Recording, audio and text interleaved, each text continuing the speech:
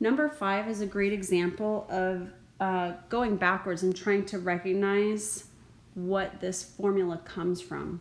So what formula adds two products, and the products are made up of sine and cosine, sine and cosine. So the sine of 140 degrees times the cosine of 50 degrees, and then you're multiplying by, again, sine times cosine, but this time the angles are switched. So instead of the sine of 140, now you've got the sine of 50.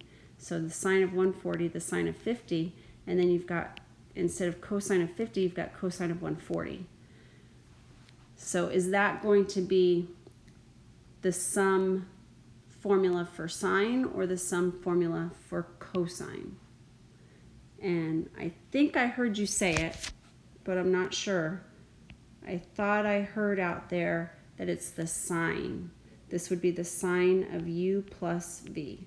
Not, yes, u plus v. It is u plus v.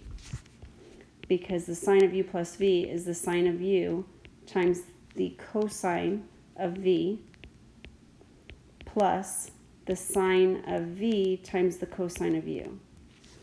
I think I might be the only one in the free world who writes it the way I do. I write sine cosine, but you can see here that in most textbooks they go by the angles. So they keep it 140, 50, 140, 50. So they keep the angles in the same order. I like to keep the trig functions in the same order. I'm different.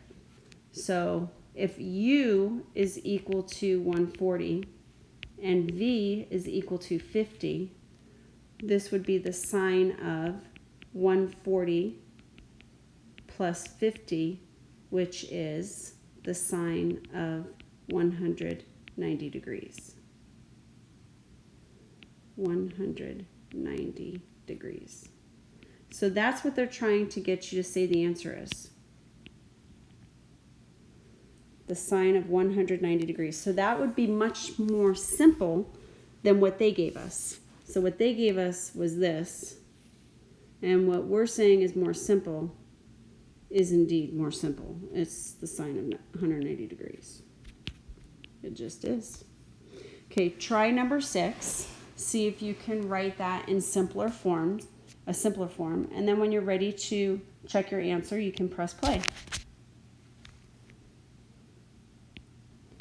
So this is the cosine of a difference. So this is a cosine of a difference. And that's because the cosine of a difference is going to end up having that plus sign in between the two products. So u is going to be 20 degrees, v is going to be 30 degrees. So this is the same thing as the cosine of 20 degrees minus 30 degrees, and the cosine of 20 minus 30 is negative 10 degrees.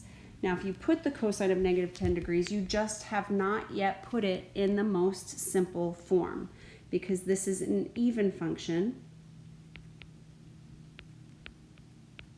Therefore,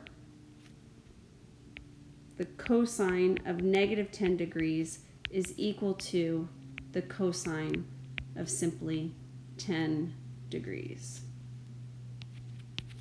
And that is our answer for number 6. So you might have gotten down to the cosine of negative 10 degrees, but you had to go just a little bit further to get to the cosine of 10. Okay, you can see the next two examples that we're going to deal with fractions that are not in the unit circle. This is another good problem to do because your calculator can't really get you the answer that you need to get because you don't know what the angle is. So to get an exact value, you have to know these formulas. So this is a perfect example, number 7 and 8, of why knowing those formulas